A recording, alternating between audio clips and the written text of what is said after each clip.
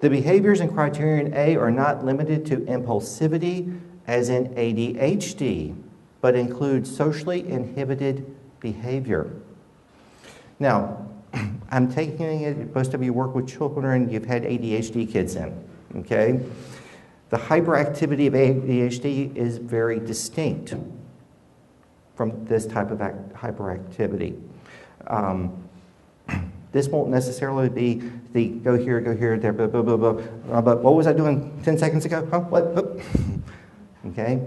It might be they're working on something that they're doing really fast, or they're going to different people really quickly. However, very often, children with these disinhibited types of problems do very well in school. They like that structure. C, the child has experienced a pattern of extremes of insufficient care as evidenced by at least one of the following. This is the same criterion as was in reactive attachment disorder. Social neglect or deprivation, repeated change of primary caregivers, rearing in unusual settings. So we have the same precipitous here, but it's a different presentation of the child's reaction to their environment. D, it's the same as before. The care in criterion C is presumed to be responsible for the disturbed behavior. In criterion A, child has reached a developmental age of at least 9 months, and once again, persistence and severity. Now, I get kids in sometimes who just have boundary issues, okay? And it's like, you teach some skills, 2 or 3 sessions, have the caregivers work with them, they're done. However, children who might fall under this particular disorder are going to have a very hard time understanding the boundary issues. It will be repeated sessions of, no, you need to stand here, don't touch me. Definitely we don't touch in certain areas. We might be going over the good touch, bad touch session several times. It will be repeated reminders from the caregivers about boundaries. One of the things I hear very often is they don't keep their hands and feet to themselves in school. Okay? So that's a more severe form of what we're talking about in this particular disorder. Symptoms of reactive attachment disorder, and I'm just going to call it DSED. 1, cognitive delays. We talked about that. Developmental delays. Immaturity. Often children who have attachment problems are very immature for their stated age, their chronological age. Sleep disturbance, nightmares, difficulty falling asleep, frequently awaking, intense tantrums at bedtime, inappropriate boundaries and open boundaries with strangers, especially adults, lack of positive interactions with adult caregivers, aggression, manipulation, food issues. Often children who have attachment problems have food issues because of the neglect. I get lots and lots of children in who will tell me, well, I was feeding brother and sister at age 4 and 5. We were fixing all the meals. I heard a story several years ago about a CPS case where the neighbors had called because they were concerned about the child. They called the police. Police officer showed up at the door and knocked on the door. A little 5-year-old girl came to the door and said, "May I help you?" And the officer says, "Was your mommy home?" And the little girl goes, "No." And he goes, "Well, are there any responsible adults here?" "No." And the officer says, "Well, you know, I need to come and get you and your brothers and sisters, and we're going to take you to a shelter until we can find your mom." The little girl looks at the police officer and says, "I can't do that." And he says, "Why?" "Because I'm fixing dinner for my brothers and sisters." Officer went into the home. The little girl actually had it set up. There was a stool in front of the in front of the stove. And there were 3 or 4 frying pans going. She was fixing dinner for all of her younger brothers and sisters. Her mom was at work. So very often, children with attachment problems have food issues. The most common one that I hear is the overeating, although stealing and hoarding tend to be fairly common as well. I have a family right now where hoarding is an issue. The mom says she'll go into his room and she finds candy wrappers, tons of candy wrappers up under the bed. He steals the food and takes it. Okay, refusing to eat or tantrums during meals. How many of you have heard of this? Very common occurrence I hear as well. And it's usually one of the harder things to break in therapy because it takes a lot of additional training for the children. I had one little boy about a year or so ago that his little sister, she wasn't even going for his food, but she put her hand near his plate and he hit her. So yes, food issues are very common with children with attachment problems. This is a brief list that I developed a couple of days ago. Relationship between trauma and attachment. As can be seen from the above information, the DSM-5 is making a case for a clear relationship between trauma and attachment deficits. Now, I'm going to be honest, I've been looking for a way to express attachment problems over the years, and this just came to me the other day, and truly, a lot of times it's this, they have attachment deficits. The attachment's just not there. I think I prefer that as opposed to attachment problems or issues. I had a child a couple of years ago that was 10 at the time, and we were sitting and talking, and I just basically said to me, well, you know, you've got some behavioral issues. I do not. And we talked for a little bit. What we found out was everybody had been telling this child, you got issues, you got issues, you got issues. So issues became bad in his head. Attachment deficits are considered to be the result of abuse and or neglect. Absolutely. I mean, otherwise the child is healthfully attached and moves on. Trauma-related issues and attachment deficits share many common symptoms. Now, one of the things that's difficult in our profession, I use this example with caregivers often, because of course in the general populace, there's a lot of confusion about diagnosis. But I will tell them, if you just took a list of 10 diagnoses and took it to 10 professionals, you could actually possibly get 10 different answers. We have a lot of overlap in this profession. So it becomes sometimes difficult to distinguish, and that's one of the reasons why in the DSM we have differential diagnosis information. But even that is not always sufficient to do what we need to do to get a firm diagnosis or a firm conceptualization of what's happening with the child.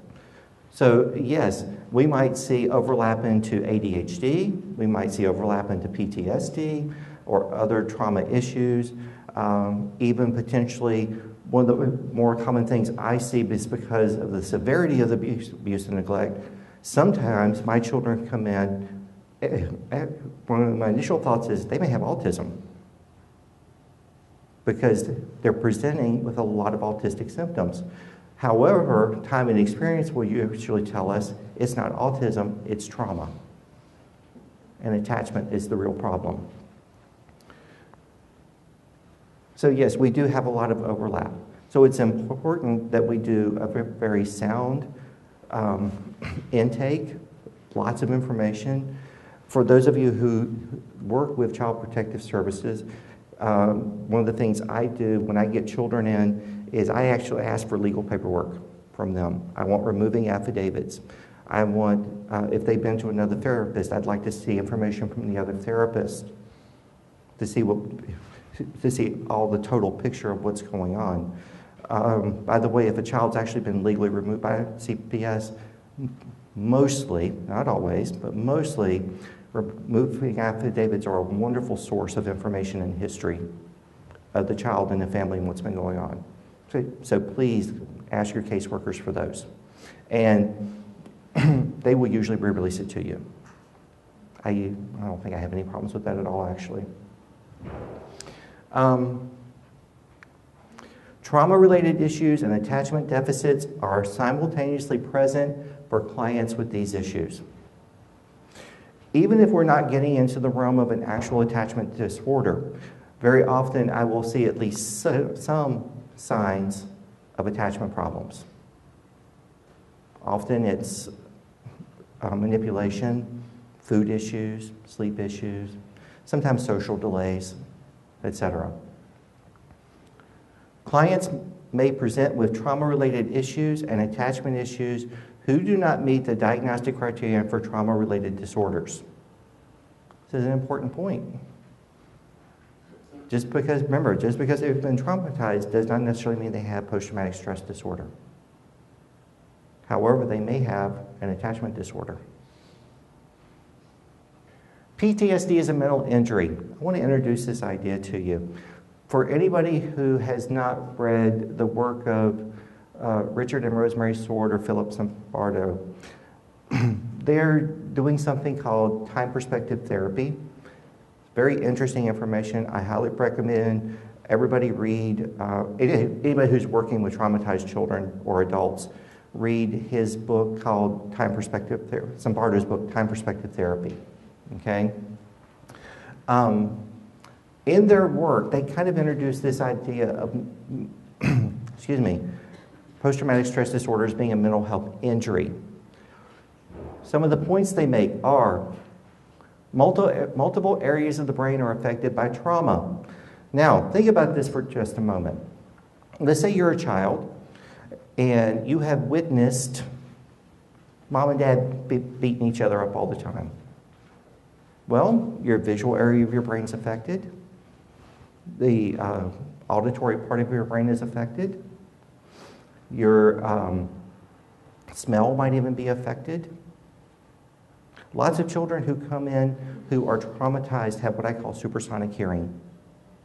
They can hear you miles away whispering. And part of the reason is that's part of that hypervigilance. Their brain is now adapting to their environment so they can more easily identify traumatic events. So yes, we're not going to talk today about sensory integration disorders or problems or sensory processing problems, but very often children who have been abused and neglected have those. PTSD is a very treatable condition. It is very treatable. I have a lot of success, especially when we get the kids in early, of getting them over the humps of PTSD to where they can move on in their lives and be successful. Now, of course, as a client gets older, it's a more difficult task, but it is still a very treatable disorder. One of the things that these authors do, they offer a different approach for treatment of post-traumatic stress disorder. And they talk about the importance of getting the information from the client so that we know what's been happening, but a real de-emphasis on processing the past traumatic events and working more with past positive events that have happened. Because one of their viewpoints in this book is that especially teens and adults who have post-traumatic stress disorder, they are stuck in that past negative. And we want to get them out of it. And with children, I do this with the kids very often too. We start talking about positive things, things that you liked when you lived with mom and dad. Believe it or not, unfortunately and very sadly, sometimes it's very difficult for these children to come up with anything positive. I just had this happen recently. Poor little kid. I asked him on several occasions, tell me about anything fun you did. He can come up with a thing. So you want to focus more on the positive experiences. And yes, PTSD is very treatable.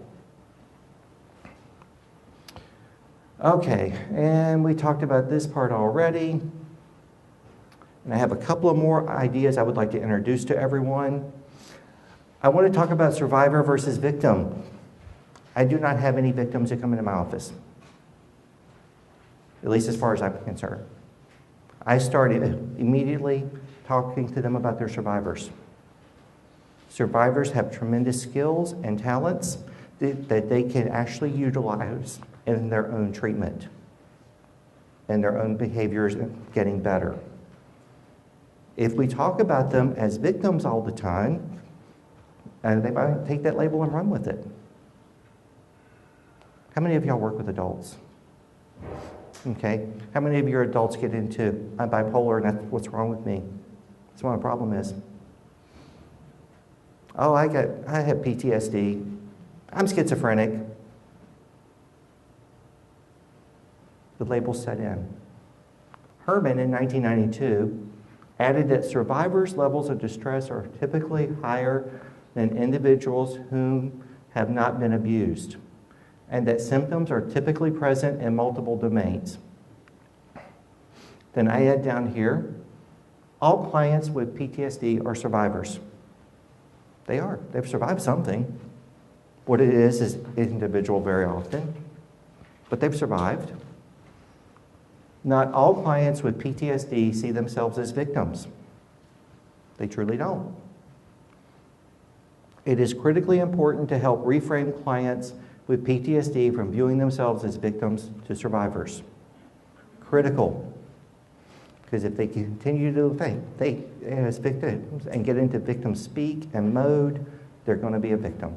They're headed right back towards another trauma. Survivors tend to have some exceptional coping mechanisms. Absolutely. Remember what we were talking about a moment ago about the supersonic hearing? I can hear people whispering 20 feet away. It's very useful, believe it or not, it is. It may sound disturbing, but it comes in handy, okay?